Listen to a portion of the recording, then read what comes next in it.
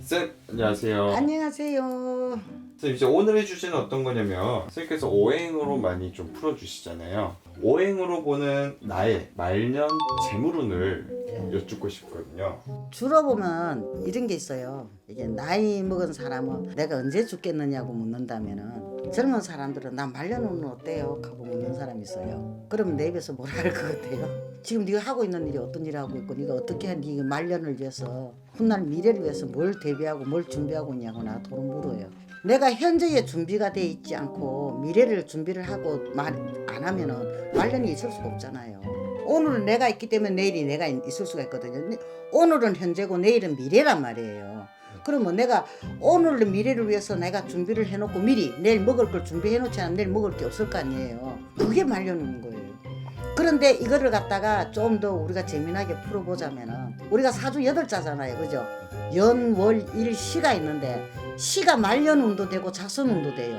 말년에는 내 자손이 잘 되면 나는 자동으로 행복하고 포근할 거 아니에요. 그죠?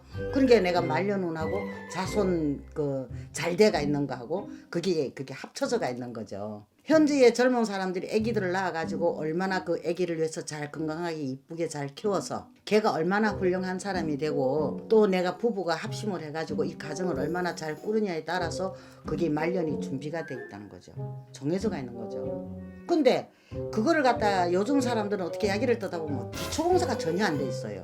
내 인생을 갖고 집을이라고 표현을 한다면은 일단 집을 먼저 지으려면 기초가 닦여야 돼, 안 닦여야 돼요? 기초가 닦여야 되잖아요, 그죠? 그럼 요즘 사람은 기초도 안 하고 집을 먼저 지으려고 생각을 해요. 그럼 그 집이 무너져야 안 무너져요? 무너지면 말년이 없잖아요. 그러니까 나는 항상 그래요. 네가 미래에 그만큼 편안하게 말년에 잘 살고 싶으면 지금부터 기초공사를 야무딱지게 해놔라. 야무딱지게 해가지고 기둥 바로 세워가지고 집을 지어놓으면은 그 집은 비바람 눈보라가 쳐도 안 무너지고 안 휘어진다. 그러면 나 말년 오는 보장이 돼가 있지 않느냐. 맞잖아요, 그죠? 그러니까 우리가 타고난 말년운도 있어요. 있는데 노력하지 않으면 그 말년운도 보장을 할 수가 없다는 거죠. 우리가 인생을 갖다가 일갑자를 본다면 60년이 일갑자거든요. 60년을 본다면 3번은 바뀌어요. 3번은 대운이 들어와요. 인생이 바뀌는 대운이요. 그때 그 운을 잡아서 내가 운을 갖다가 잘 해가 나간다 하면은 어떻게 돼요? 초년운이 들어왔을 때는 중년을 위한 거고 중년운이 들어왔을 때는 말년운을 준비하는 거잖아요. 그게 준비 과정이 다 잘 되고 기초공사가 단단하면은 집은 자동으로 이쁘게 지어져야 안 지어져요. 지어주면 눈보라가 치도 안 무너지고 내가 말년에는 든든하게 얼마든지 해가 할 수가 있는 거죠.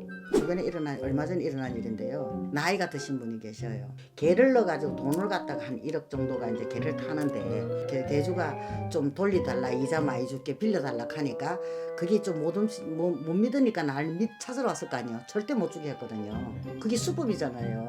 일반적으로 주지 마라. 그 은행 이자 따지지 마라. 그냥 본인 말년을 위해서 그냥 통장에 갖다 넣어놔라.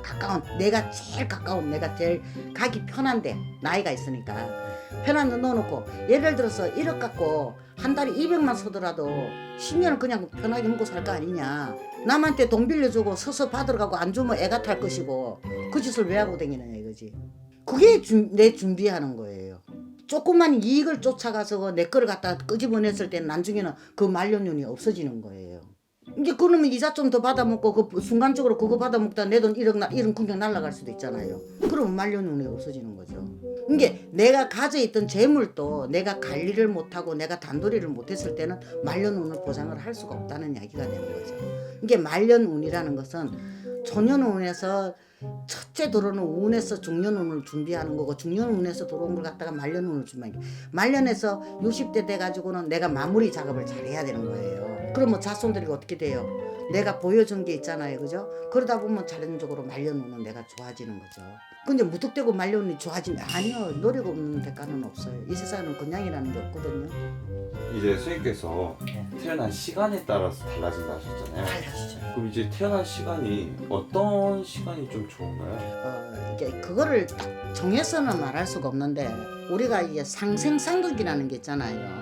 이게 나쁜 게 있으면 좋은 거 있듯이 상생하는 게 있는데 그게 상생을 하는 시간대가 있어요. 천간지지가 그 천간 지지가 상생을 할 때는 그게 말년운이 굉장히 좋아요. 그 자식 복 있다 소리 이래 듣죠. 자식 복 있다는 이야기 그게 말년운이거든요. 자식 복이 잘 돼가 살면 나 말년은 자동으로 풍요로워질 거 아니에요. 자식들 덕분에 호강하고 사는 거고 내가 가진 게 신게 자식도 풍요로운 거고 같이 그게 말년운하고 연결이 돼가 있거든요. 그러니까는 지금의 현재의 준비가 되지 않는 사람은 말년운도 막 너 말년 있고 잘 살 거다 아니요. 그 우리 엄마가 옛날에 그러대요. 너 저 나중에 말년은 너 되게 좋다고 젊을 때 그 소리 많이 했대요. 젊어서 고생을 하니까. 그러니까 나이가 우리 엄마 76세 가는데 나이가 70이 넘었는데도 말년운이 아직 안 됐는가 고생을 하고 있다 이야기하더라고요. 왜? 그게 준비가 안 돼 있으니까요. 그런 게 있더라고요. 그런 게 있는데 말년운은요 내가 만들어가는 거예요. 정해진 건 없어요. 근데 그 사주가 잘 타고난 사람들은 내가 노력만 조금만 하면은 더 잘 되는 경우도 있고요. 또 잘못 타고났대서 전혀 안 되는 거 아니에요. 죽으라고 남보다 2배, 3배 더 노력하면 그보다 더 좋은 말년운을 볼 수가 있다는 이야기가 돼요. 그게 내 노력 여하에 따라서 내가 자식을 또 어떻게 키우고 어떻게 하느냐에 따라서 말년운이 보장이 된다는 이야기가 되는 거죠. 네, 알겠습니다. 감사합니다. 네.